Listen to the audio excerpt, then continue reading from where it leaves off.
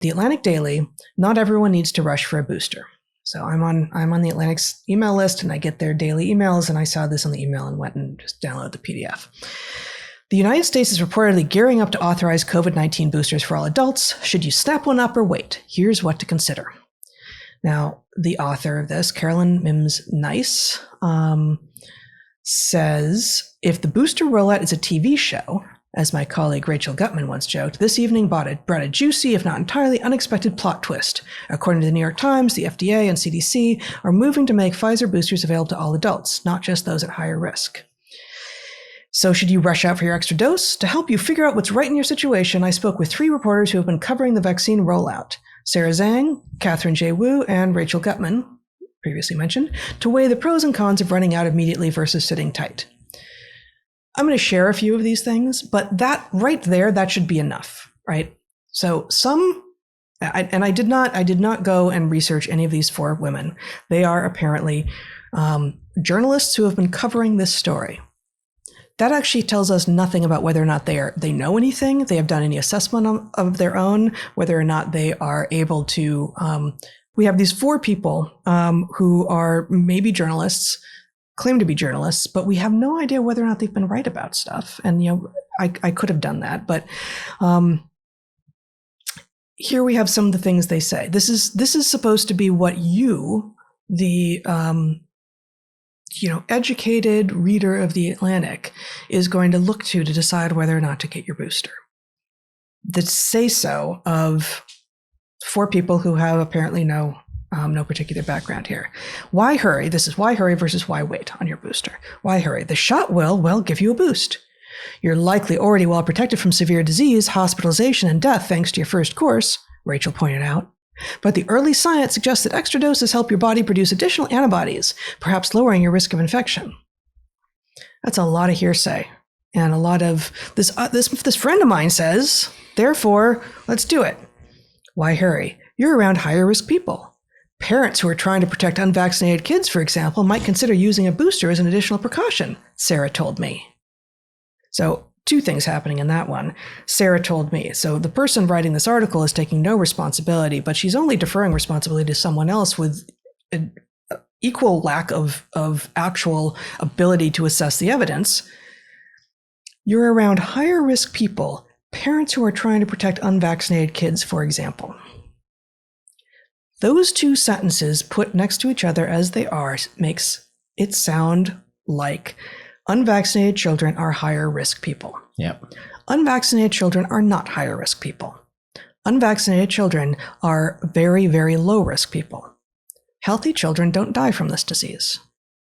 Healthy children are at some risk from the vaccines and at very much less risk, almost certainly, from the disease. Not only low risk from the disease, but there is a discussion that we are not having, which is the vaccines, which is not the right term for them, but nonetheless, the vaccines, to the extent that they provide short-term protection, may actually stave off disease long enough that it is a danger. So for children, yes. Yeah, it is not entirely unlike the situation that caused parents of our parents' generation to put kids of our generation in contact with each other when they had chickenpox, which was that it wasn't a serious threat to our health as children, and it could be a serious threat to our health later. And so there was an argument for it. It was effectively a crude natural vaccination process. And the idea that, I mean, I guess the problem is that they've just simply rolled the logic in so that you don't check it. The idea that children need to be protected from this and therefore parents might do so by, right, is upside down. So anyway, yes, it's like it's conversational argumentation that doesn't subscribe to any of the normal rules. Exactly. And because it is produced here as if it's conversation, it is, I think, also being held to a lower standard even by most readers. So next one, why hurry? You plan to gather over the holidays. On average, antibodies peak 3 weeks post-booster, Rachel explained. How? That's amazing. 3 weeks post-booster, and then it starts to decline. So that's something right there that they're even admitting that. But earlier, the very first one was early science suggests that extra doses help your body produce additional antibodies, perhaps lowering your risk of infection. So you just aiming for like the one moment when you think you're going to be at highest risk, and you give 3 weeks post-booster, and then like that's your magic moment, and after that you're less safe. Like none of this is tracking. None of this is a coherent message. Why wait? Why wouldn't you go get your booster right now, even though you're allowed to? We don't know how to optimize vaccine timing yet. Boosters haven't been available that long, so the science on timing is preliminary. You don't say. Extra doses mean extra chances of side effects. Getting a booster could increase your risk of rare side effects, Katie explained. Quote, there's a reason we don't boost unnecessarily, end quote. But that, she added, is not a reason to not get jabbed if you do need it. And how do you decide if you do need it, I wonder? That's left for us to decide. Finally, keep the bigger picture in mind. Boosters aren't a silver bullet, Katie reminded me. And though this won't be solved by you foregoing an extra shot, there are lots of people in the world who haven't even gotten their first dose yet. That's worth remembering. What? Yeah. It's a total non sequitur. Whether or not you are going to, for your own health, and because you have or have not seen various things about what these boosters are, what the vaccines that you got in the first place were, has absolutely nothing to do with whether or not there are people who you think should have had access to the vaccines and don't yet. Literally nothing. Yeah. Zero. There is zero relationship between those two things. This is typical, just garbage, pseudo-causal, liberal seeming argumentation that actually makes no sense. It's effectively like the clean plate club logic. That's exactly what it is. Yeah. That's exactly what it's alluding to. Yeah. Right? You have to eat your dinner because there are children in fill in the blank, China, starving. I don't know what people say anymore, but that's a non sequitur. Yeah. It's a non sequitur. I mean, the whole thing is a non sequitur. And so, but keep the bigger picture in mind, Brett. Well, but there's something about the chatty pseudo-logical argumentation. Right. And in some sense, basically what this is modeling is, if you're going to make this argument, what will come back at you and what might you say, right? And it's sort of like it's just... Well, Katie said. Right.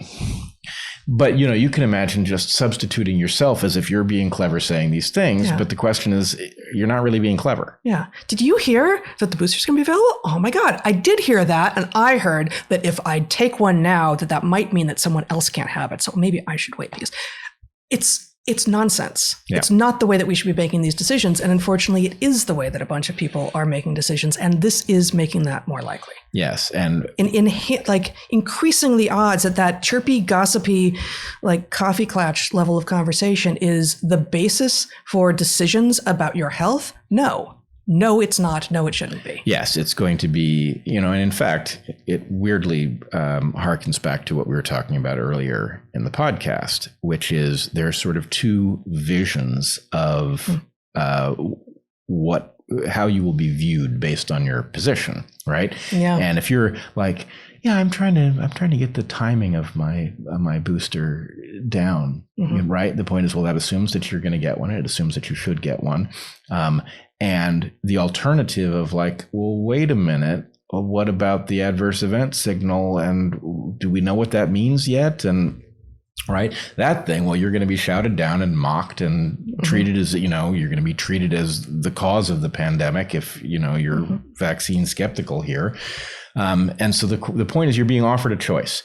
Do you want to go back to being chatty about this kind of stuff, or do you want to be the villain, right? Yeah. And can't we just get back to normal already? I feel like it's you guys who are keeping us from getting back to normal. Yeah, right. Yeah, exactly. And that is not what the evidence suggests at all. Not at all.